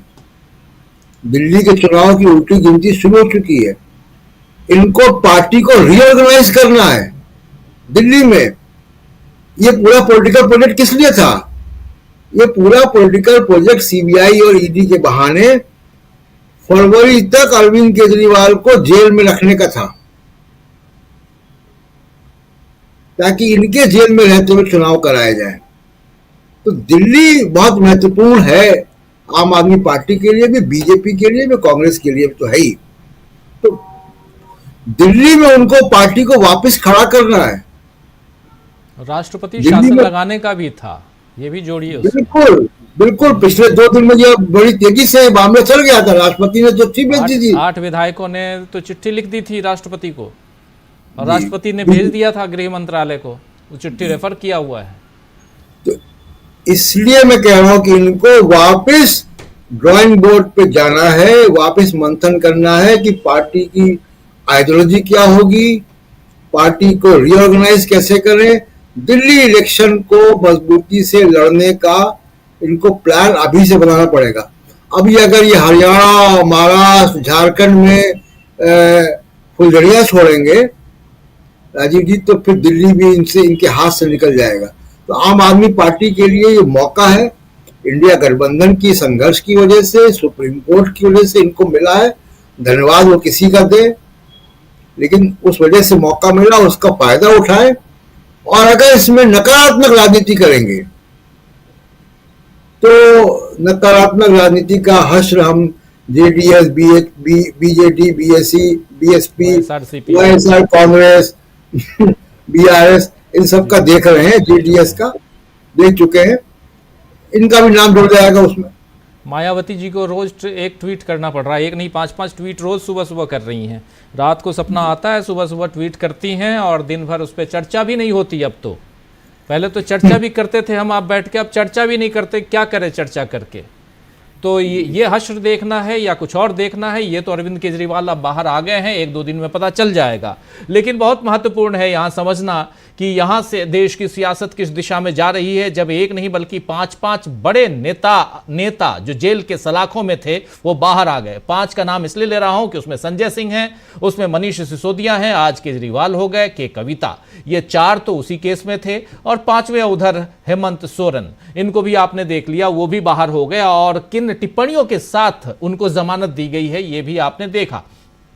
5 ऐसे वरिष्ठ नेता बाहर हैं और हिम्मत नहीं हुई राहुल गांधी को दोबारा टच करने की। ये सब कुछ इसी देश की सियासत के इर्द गिर्द नाचते हुए जांच एजेंसियों को हमने देखा है। और सुप्रीम कोर्ट की तल्ख टिप्पणी कहीं ना कहीं इन सब चीज़ों पर क्या विराम लगा पाएगी। लेकिन सुप्रीम कोर्ट के ऊपर जब बात हो रही थी, और बहुत महत्वपूर्ण कि बेल जो है वो बेल नियम है और जेल अपवाद है, ये कहते हुए आज फिर से सुने गए जस्टिस उज्ज्वल भुइयां। लेकिन 4.5 साल हो गए उमर खालिद को, कम से कम उस पर सुनवाई तो होनी चाहिए थी। ये बात भी तो पूछे जाएंगे जब मानवाधिकार का जिक्र आएगा। तो उमर खालिद नाम तो सुना होगा आप लोगों ने। खैर, शकील अख्तर जी आपके पास आना चाहता हूं और आपसे समझना चाहता हूं। शकील जी, बहुत महत्वपूर्ण चर्चा हम लोग कर रहे हैं। इसी चर्चा के बीच आज उधर कांग्रेस पार्टी ने एक नहीं बल्कि 2 प्रेस कॉन्फ्रेंस किए।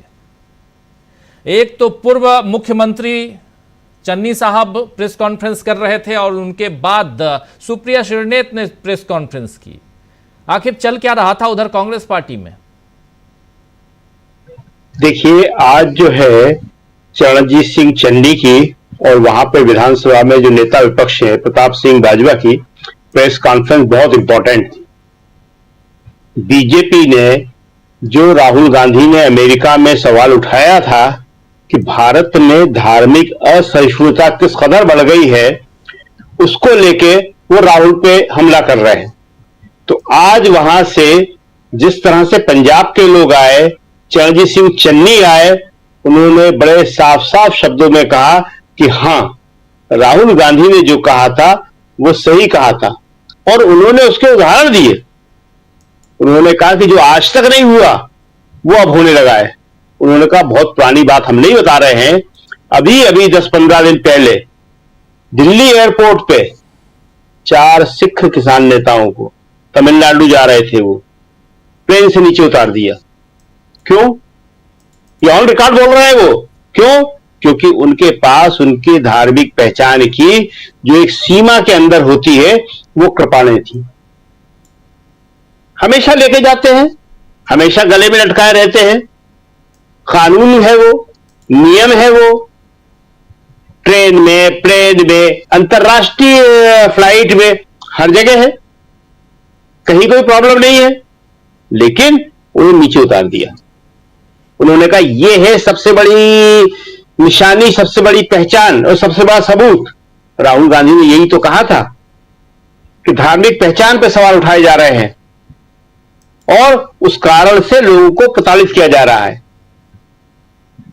कल हमने एक बुजुर्ग सरदार का वीडियो चलाया था, इंद्रजीत सिंह का, जो कह रहे हैं कि हां, राहुल गांधी ने बिल्कुल सही कहा। और 10 जनपद पर जो प्रदर्शन करने आए थे वो सब आरएसएस के लोग थे। वो आरएसएस के लोग बताएं कि उन्होंने सरदारों के लिए क्या किया। और इसका जवाब आज चन्नी और प्रताप सिंह बाजवा ने बहुत अच्छा दिया। उन्होंने एक बहुत अच्छी बात कही। उन्होंने कहा कि आडवाणी जी खुद मान चुके हैं कि इंदिरा गांधी पे दबाव उन्होंने आरएसएस ने बनाया था कि वो गोल्डन टेम्पल पे हमला करें। और ये बात सही है, इसको बहुत दबाने की कोशिश की गई, लेकिन आज उन्होंने कहा कि ये तो सबूत है। और जहां तक हमारा सवाल है, कांग्रेस का सवाल है, तो हम तो कई बार इसके लिए माफी मांग चुके हैं जी, अपनी गलती मान चुके हैं। लेकिन ये तो काम आरएसएस का था, बीजेपी का था, जिन्होंने दबाव बनाया था। और आज जो राहुल गांधी कह रहे हैं उसमें कोई दो राय नहीं है। देश भर में जितने भी धार्मिक समुदाय हैं, सबके प्रति धार्मिक असहिष्णुता का माहौल है। और धार्मिक ही क्या, जातीय भी, जात के आधार पर भी। इन 10 सालों में ही तो किसी मुख्यमंत्री का खाली करने के बाद निवास धोया गया था, आज तक नहीं हुआ कभी जी। चीफ मिनिस्टर जिस घर में रहता था, सरकारी निवास में रहता था, कालिदास मार्ग पे लखनऊ के, उसको जब बीजेपी की सरकार आई तो उन्होंने उसको धुलवाया, गंगा जल से धुलवाया। क्या मैसेज था कि अखिलेश यादव वहां रहते थे, वो अपवित्र हो गया था, इसलिए हम इसको धुलवा रहे। और कितनी घृणित बात, अखिलेश यादव पे क्या आरोप लगाए उन्होंने, टोटी चोर। अखिलेश यादव पे ये आरोप नहीं थे, ये आरोप पूरे एक समाज के ऊपर थे, शर्मनाक आरोप थे ये जी। तो इस तरह की राजनीति को अगर आप ले आएंगे तो फिर अरविंद केजरीवाल का जो हम लोग सवाल उठा रहे थे वो यहीं से शुरू होता है कि केजरीवाल जी को यही समझना पड़ेगा कि कल अखिलेश यादव थे, बाकी लोग थे, आप भी होंगे और आप हैं। आप तो सबसे बड़े टारगेट हैं। आपका पूरी लीडरशिप को खत्म कर दिया था, आपकी पार्टी को तो पूरी तरह तोड़ा जा रहा था। और राहुल आपके साथ खड़े हुए, सोनिया गांधी आपके साथ खड़ी हुई हैं। वही हिम्मत है कि जिससे आपके विधायक डटे रहे, वही हिम्मत है कि जिससे आपके लोग डटे रहे। और राहुल ने कभी आपके आदमियों को तोड़ने की कोशिश नहीं करी, न पंजाब में और न यहां। और इसी तरह जो हरियाणा की राजनीति है वो उसको हम बार बार इसीलिए कह रहे हैं कि हरियाणा में कांग्रेस बहुत बेहतर स्थिति में है। हरियाणा में कांग्रेस को किसी के, जनता के अलावा किसी और के समर्थन की जरूरत नहीं है।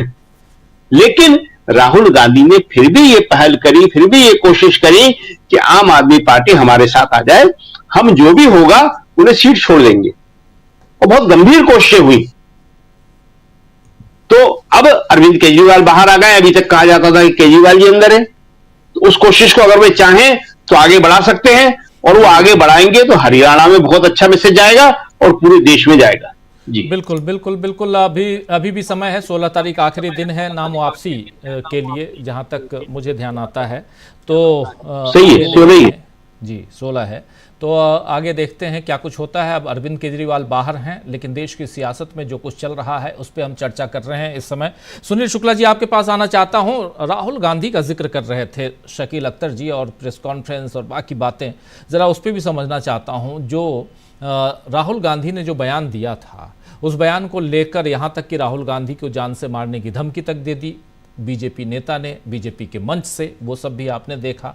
लेकिन क्या एक तरफ राहुल गांधी अपने हिसाब से अपनी बातें, अपने वक्तव्य देते हैं, उसका कुछ असर अभी आप देख रहे हैं क्या इस चुनाव में? जो राहुल गांधी अभी जा करके वहाँ बोल के आए हैं, और जैसे राहुल गांधी को यहाँ बदनाम करने की कोशिश हुई, जो भी कर लीजिए, बीजेपी की तरफ से सियासत करने की कोशिश कह लीजिए, जो भी है, उसका असर क्या हरियाणा चुनाव और जम्मू कश्मीर चुनाव पे भी पड़ेगा?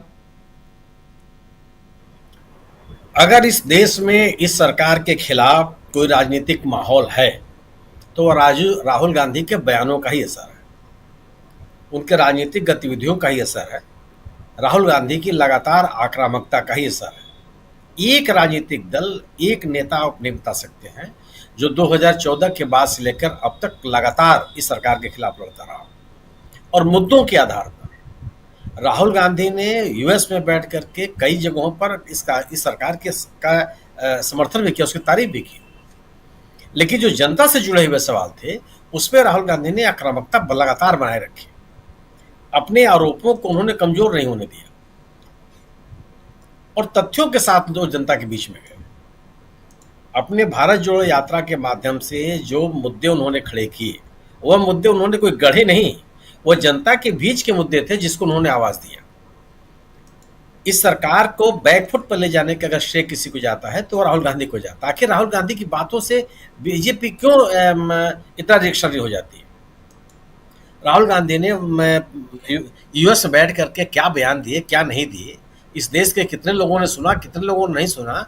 अगर यह बेचैन बात नहीं कर रही होती बीजेपी को तो इतना रिएक्ट क्यों करती? और जो कहना चाहती है उसका असर तो हो नहीं रहा। राहुल गांधी को लेकर, राहुल गांधी को एक मरवाहा साहब जो नेता हैं बीजेपी के, उन्होंने उनको जान से मारने की धमकी दी। बाकी लोग उनको देशद्रोही बता रहे हैं, बाकी लोग उनको विभीषण की संज्ञा दे रहे हैं। ये क्या है? अगर आप किसी व्यक्ति को देशद्रोही कहेंगे, अगर किसी व्यक्ति को विरोधियों का साथ देने वाला कहेंगे, तो इसका क्या मतलब होता है? उस संबंधित व्यक्ति के खिलाफ एक माहौल, कौन व्यक्ति ऐसा है जो किसी देशद्रोही को स्वीकार कर लेगा? जी, कौन व्यक्ति है जो हमने आपने तो जयचंद को नहीं देखा, किताब पढ़ते रहे हैं, केवल किताबों में पढ़ा हुआ है। कौन लोग जयचंद नाम रखते हैं अपने किसी वंशज का? एक तरह की एक बड़ी नाराजगी लोगों के दिमाग में पैदा करने की एक कोशिश है। राहुल गांधी ने कौन सा देश विरोधी बात कर दी? और अगर उन्होंने देश विरोधी बात की तो उस पर बयान क्यों दे रहे हैं आप? अब तो सरकार है, एक मुकदमा दर्ज किए, उनको जेल भेजिए, उनका पासपोर्ट तत्काल रद्द कीजिए आप, और यूएस से कहिए कि उनको वापस भेजिए अपने यहाँ से। क्यों नहीं कर रहे थे? तो गोया कि राहुल गांधी कोई जो बात कह रहे हैं वह राजनीतिक रूप से बीजेपी के लिए नुकसानदायक है। उस नुकसान को बर्दाश्त कर पाना बीजेपी के बाहर है। तो इस तरह का माहौल बना रहे हैं। अरविंद केजरीवाल की जो बात हम लोग कर रहे हैं, मैं निजी तौर पे अरविंद केजरीवाल को इंडिया दल समूह का सबसे अविश्वसनीय सहयोगी मानता हूं। अरविंद केजरीवाल की भाषा, अरविंद केजरीवाल का काम करने का तरीका सब बीजेपी से मिलता जुलता है। वो चाहे आप हनुमान मंदिर जाना, घर में बैठ के पूजा पाठ कराना, उसका सजीव प्रसारण करना, हर मामले में भगवान को याद करना और मंदिर में जाना, ये देश की अर्थव्यवस्था ठीक करने के लिए भारतीय मुद्रा पर लक्ष्मी गणेश की फोटो चिपका देने की बात, ये सब बातें उनको संघ के नजदीक और भारतीय जनता पार्टी के नजदीक ले जाती है। उनको ये लग भी रहा था, क्योंकि यही अरविंद केजरीवाल साहब हैं जिन्होंने धारा 370 खत्म करने का जो विधेयक आया था संसद में, उसके समर्थन में खड़े हुए थे, उसके खिलाफ नहीं खड़े हुए। राज्य को के बंटवारे का जो विधेयक था उसके पक्ष में खड़े हुए थे। जी। इनको ये हमेशा से एहसास रहा है कि वह गैर कांग्रेस मतदान जो वोटर्स हैं उनको लेकर के उनकी राजनीति चल जाएगी। वो स्थिति खत्म हो गई। आज कांग्रेस गैर भाजपा राजनीति के केंद्र में है, राहुल गांधी उस राजनीति के केंद्र में, उन्हीं के इर्द गिर्द यह राजनीति चल रही है जो भाजपा विरोधी राजनीति है। अगर आप इस ताकत को एहसास करने के लिए नहीं तैयार हैं और आप कहते हैं कि बीजेपी को हराना मेरी प्राथमिकता है, तो आपकी बात खोखली है। सवाल इसलिए खोखली है कि क्या आप अकेले अपने बूते पर देश के किसी भी राज्य में अब बीजेपी को हरा सकते हैं? क्या आपको गठबंधन की आवश्यकता नहीं है? क्या आपको मिली जुली ताकत की आवश्यकता नहीं है? क्या उन ताकतों के साथ खड़े होने की आपको आवश्यकता नहीं है जो भारतीय जनता पार्टी के खिलाफ है? और अगर इस राजनीतिक सच्चाई को आप स्वीकार करने के लिए तैयार नहीं है तो आप भारतीय जनता पार्टी की मदद कर रहे हैं। जी।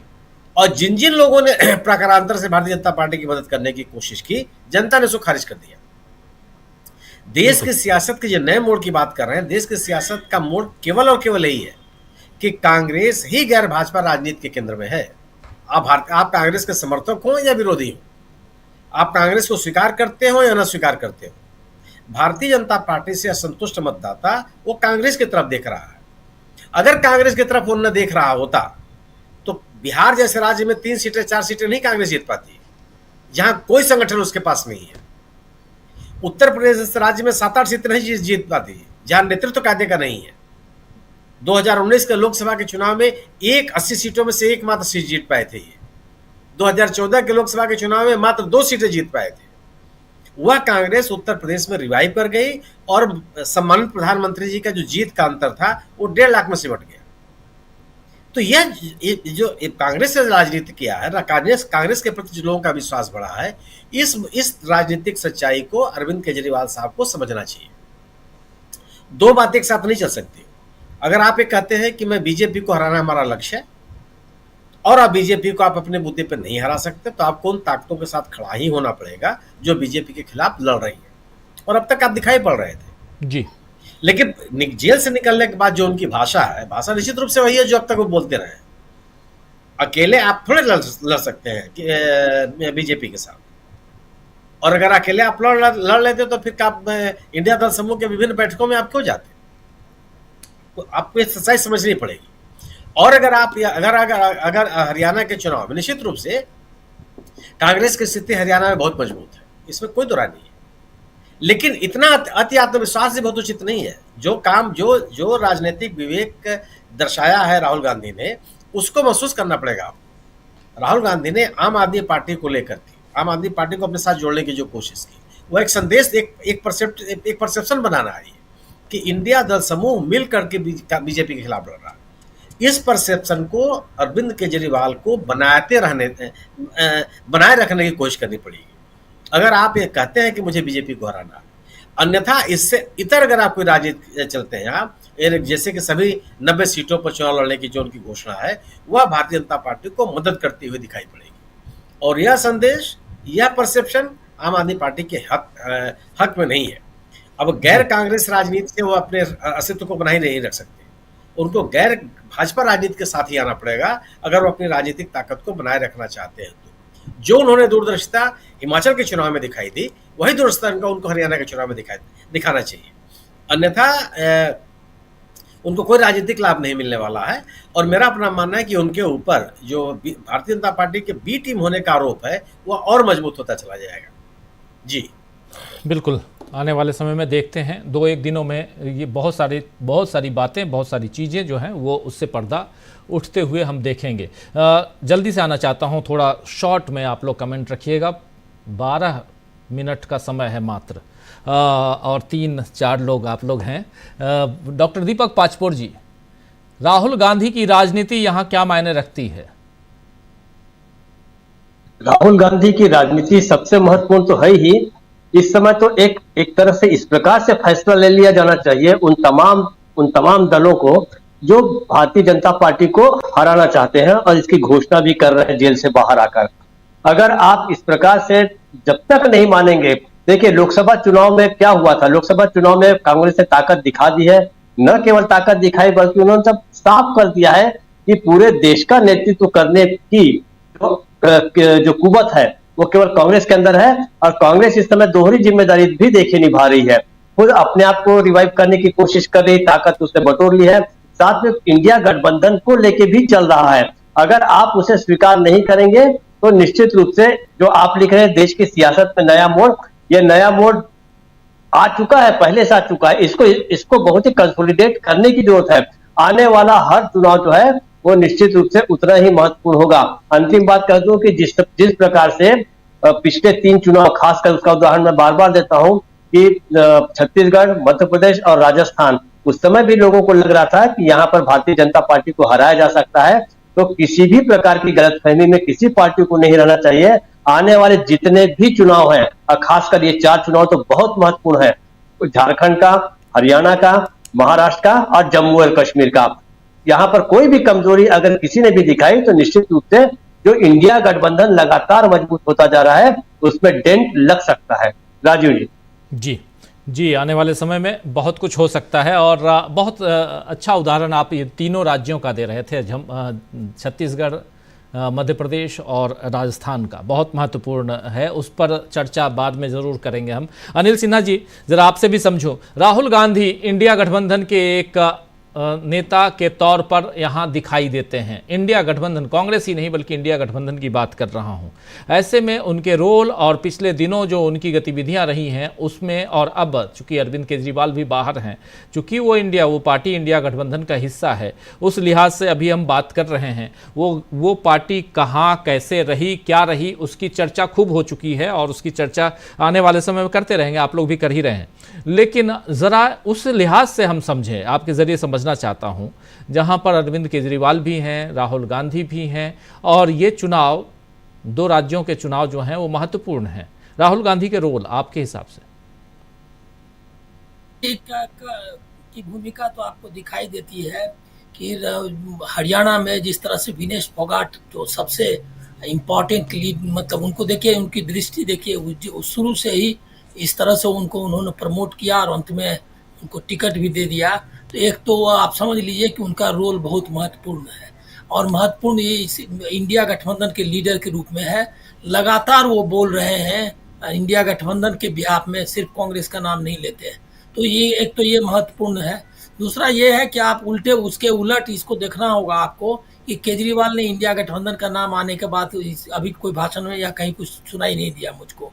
मैं तीसरा एकदम अलग बात बता रहा हूँ कि केजरीवाल को ये जो मौके की बात लोगों ने कही, केजरीवाल को मौका इंडिया गठबंधन दे रहा था और मौके मिल रहे थे। नीतीश कुमार वहां से निकल चुके थे, उनके ममता बनर्जी बहुत रोल नहीं निभा रही थी, सीताराम येचुरी अब है नहीं, ये क्या कहते हैं परिदृश्य में। ऐसे समय में उनके पास एक बड़ा मौका था कि अपने को नेशनल लेवल के लीडर के रूप में प्रोजेक्ट कर सकें, इंडिया गठबंधन के लीडर के रूप में। तेजस्वी भी जिस तरह का परफॉर्मेंस बिहार में आया वो कम पड़ गया है। एक बहुत बड़ा मौका वो गंवा रहे हैं। मुझको नहीं लग रहा है कि इसके लिए मेंटली तैयार हैं, क्योंकि इतना ज़्यादा महत्वाकांक्षी है कि वो सीधे चाहते हैं कि राहुल गांधी और मोदी जी सबको रिप्लेस करके खुद हो जाए। एक दिल्ली आधा विधानसभा जो है, जो करीब करीब थोड़ा सा ऊपर है म्युनिसिपल कॉरपोरेशन से, उसका चुनाव जीतकर इतना अहंकार उनको नहीं रखना चाहिए था, इतना एम्बिशन भी नहीं रखना चाहिए। राजनीति में मेहनत करनी होती है, वो उसके लिए तैयार नहीं है। और उनका जो रवैया है वो भी हर तरह से उन्होंने पत्नी को आगे बढ़ाया है, अभी तक छोड़ा नहीं।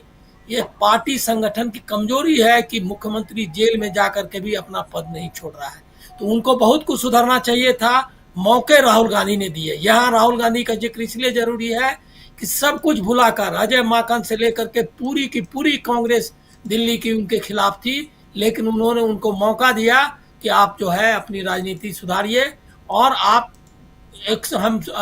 आपको स्वीकार करता हूँ।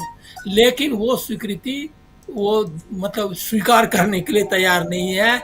यही अभी हरियाणा में आपको देखने को मिलेगा, और मुझको नहीं लगता कि वो ज़्यादा पीछे हटने वाले हैं। वो उनका एम्बिशन इतना ज़्यादा मार रहा है, मतलब ये हिलोर मारना जिसको कहते हैं, कि वो हटेंगे नहीं। हरियाणा चुनाव में वो इंडिया गठबंधन में शायद ही उसके साथ पूरी तरह लड़े। कुछ थोड़ा बहुत इधर उधर एडजस्टमेंट करें भले, मालूम नहीं, लेकिन मुझको नहीं लगता। अगर वो ये अहंकार छोड़ चुके होंगे तो निश्चित तौर पर नया केजरीवाल आपको देखने को मिलेगा, और हम लोग ये चेंज देख सकते हैं। बहुत लोगों में से चेंजेज आए हैं। जी, अरविंद केजरीवाल, राहुल गांधी, देश की सियासत, इंडिया गठबंधन, इन सब की चर्चा कर रहे हैं हम। प्रशांत टंडन जी, राहुल गांधी का रोल, चुनाव सामने, अब तो लौट के आ रहे हैं राहुल गांधी। जी, पॉलिटिक्स में बहुत कैलकुलेशन काम नहीं आता है। एक लेवल पे आपको रिस्क लेना पड़ता है, हिम्मत दिखानी पड़ती है। अरविंद केजरीवाल, जैसे अभी अरविंद जी कह रहे, अरविंद केजरीवाल के पास अभी मौका है कि आप दिल्ली के फुल स्टेटहुड की बात करते हैं, तो राहुल गांधी अगर स्टेटहुड की बात कश्मीर की कर रहा है कि हम वापस करेंगे, अरविंद केजरीवाल क्या उसको इंडोर्स करेंगे? डर जाएंगे। दूसरी बात, एमएसपी, हरियाणा के चुनाव पे आता हूं। एमएसपी, अग्निवीर, महंगाई, बेरोजगारी, पहलवानों के साथ जो हुआ, कांग्रेस पार्टी आज नहीं, कई वर्षों से जैसे जैसे इन मुद्दों पर लगातार बोलती रही, रोज संघर्ष किया है। विनेश फोगाट तो आज कांग्रेस में आई है ना। विनेश फोगाट जब जंतर मंतर बैठी तब कांग्रेस उनके साथ थी जी। तो ये मुद्दे, इसमें कांग्रेस बहुत आगे है। तो इसलिए अब वहां पे कोई असर होने वाला नहीं कि ऐसा राजनीति में नहीं होता है कि आप मतलब पैराशूट से उतरे और आपको आगे की सीट में बैठा दिया जाएगा। ऐसा होता नहीं है और रिस्क लेना पड़ता है। दूसरी बात की अभी आपने बात की राजीव जी, राहुल गांधी की अमेरिका विजिट की। भारत में एक कोई वीडियो आ गया, उसको लेकर ये गोदी मीडिया हिंदू मुसलमान वाला इसको लेकर आलू सोना बना रहा है। वो आलू सोना का वीडियो की कहानी पुरानी हो गई, लोग समझते हैं। राहुल गांधी का विदेश दौरा अमेरिकन एस्टेब्लिशमेंट के लिए, पश्चिम के लिए फॉरेन पॉलिसी का इनिशिएटिव था, स्टेटमेंट था जो वहां स्वीकार किया गया। अब जरा दूसरे खेमे की बात सुनिए। आप ही के मैं कह रहा था, वो सामने पुष्टि हो गई, आज वीडियो आ गया। मॉस्को में अजीत डोभाल हमारे एनएस से बैठे हुए पुतिन को ये समझा रहे हैं, कह रहे हैं कि हमने यूक्रेन में क्या क्या किया, मोदी जी खुद आपको समझाना चाहते थे। और अब वो यूक्रेन जाएंगे समझाने, मोदी जी बाइडेन को समझा रहे हैं। किसी भी देश की, मैं भारत की बात नहीं कर रहा हूं, कोई छोटा मुल्क भी हो, मालदीव भी हो, उस मुल्क की फॉरेन पॉलिसी का आधार होता है संप्रभुता, सॉवरेनिटी। आप सॉवरेनिटी की कदर कहां कर पा रहे हैं? तो इसको, इन सब चीजों को दुनिया देखती, हो सकता है कि ये आज के जो ट्रोल मीडिया है, जो नफरत वाला मीडिया, वो ना देखे, लेकिन जहां जो उसका ऑडियंस है, जहां वो मैटर करती है बातें जी, वहां वो संदेश चला गया है और उसका असर दूरगामी राजनीति में होगा। और अभी मोदी जी 21 या 22 तारीख को, आज से 9-10 दिन बाद अमेरिका में होंगे। आप देख लीजिएगा कि उसका असर क्या होगा मोदी जी की अधिकारी को प्रोटोकॉल वाले विजिट्स में और नॉन प्रोटोकॉल वाले विजिट में। मोदी जी, जैसा मैं कह चुका हूं कि मोदी जी अमेरिका में रेवाड़ी को एड्रेस करेंगे, अमेरिका में जाकर अमेरिका को एड्रेस नहीं करेंगे राजीव जी। जी बिल्कुल बिल्कुल, अमेरिका में जाकर अमेरिका को एड्रेस न करके वहाँ से रेवाड़ी यानी भारत के और खासकर हरियाणा के जो वोटर्स हैं उसको एड्रेस करने की कोशिश करेंगे। लेकिन क्या अब की बार ट्रंप सरकार भी बोलेंगे, देखा जाएगा। क्लोजिंग कमेंट जल्दी से अमलेंदु उपाध्याय जी, और बहुत महत्वपूर्ण चर्चा, हम अलग अलग मसले पे, अरविंद केजरीवाल का बाहर निकलना, लेकिन उसके साथ साथ देश की सियासत और उसमें क्या कुछ चल रहा है, एक छोटा सा कमेंट। देखिए राजीव जी, देश की सियासत में जो चल रहा है वो तो खैर राहुल गांधी जैसे थे अभी विदेश में, अभी देश की सियासत में अभी तो राहुल गांधी हॉट केक बने हुए हैं और आगे बने भी रहेंगे। भारतीय जनता पार्टी को परेशानी बहुत हो रही है, लेकिन राहुल गांधी ने इंडिया गठबंधन की बात अमेरिका में भी की। आज अरविंद केजरीवाल जी को जमानत मिल गई है, अच्छी बात है, उनको मिल गई है, लेकिन राहुल गांधी ने वहां भी ये बात कही कि हमारा एक सीएम अभी भी जेल में है, इंडिया गठबंधन का एक सीएम जेल में है। तो इंडिया गठबंधन मजबूत है, राहुल गांधी इंडिया गठबंधन को लेकर चल रहे हैं, इंडिया गठबंधन की एकता की बात कर रहे हैं और ये भी कह रहे हैं कि सरकार को इंडिया गठबंधन ने मिलकर जनता के सहयोग से रोका है और हमने संविधान को बचाया है, संविधान बचाने की लड़ाई हम लड़ रहे हैं। तो जाहिर सी बात है राजीव जी, ये भी एक संविधान बचाने की लड़ाई है। अरविंद केजरीवाल को जमानत मिलना और सुप्रीम कोर्ट की सख्त टिप्पणी आना, ये भी संविधान बचाने की लड़ाई का एक हिस्सा है। बाकी अब आगे कौन किस तरीके से लड़ता है वो दल जानेंगे, लेकिन फिलहाल जो महत्वपूर्ण लड़ाई है वो लड़ाई ये है कि संविधान को बचाना है। तमाम तरीके के चित्र आते रहेंगे, जैसे पिछले दिनों आया, इसलिए ये चित्र हालांकि इस लड़ाई को कमजोर करने की तरफ इशारा करते हैं, लेकिन उसके बाद भी ये देश चूंकि मजबूत है और लोकतंत्र की जड़ें मजबूत हैं, तो इन सब खतरों को संभाला जा सकता है। जैसे राहुल गांधी ने कहा कि हमारी अंदरूनी लड़ाई है और हम सक्षम हैं कि इसको हम अच्छे तरीके से लड़ सकते हैं। इंडिया फाइट बैक कर रहा है और इंडिया फाइट बैक करेगा, तो ये फाइट बैक राजनीति होती रहेगी।